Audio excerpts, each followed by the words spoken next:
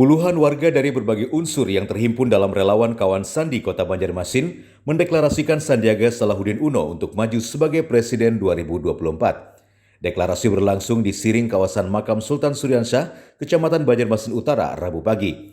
Menurut mereka, sosok Sandi dinilai memiliki jiwa kepahlawanan untuk membela pelaku usaha kecil serta mampu memajukan Indonesia dari berbagai sektor, termasuk pendidikan dan kesehatan. Gerakan hari ini, gerakan kawan-kawan di Banjarmasin ini merupakan gerakan arus bawah. Gerakan arus bawah memiliki keresahan tadi, akhirnya kita menginginkan begitu dengan hari ini dari gerakan arus bawah ini perekonomian kita menjadi lebih baik.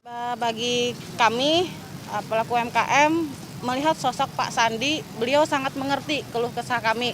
Beliau juga sangat peduli terhadap pelaku usaha UMKM dengan turunnya beliau sebagai Menteri Pariwisata dan Ekonomi Kreatif. Dalam agenda ini, kegiatan deklarasi juga diisi dengan membagikan 60 paket sembako kepada warga sekitar yang kurang mampu. Dari Banjarmasin, Alif Hidayatullah, K1net.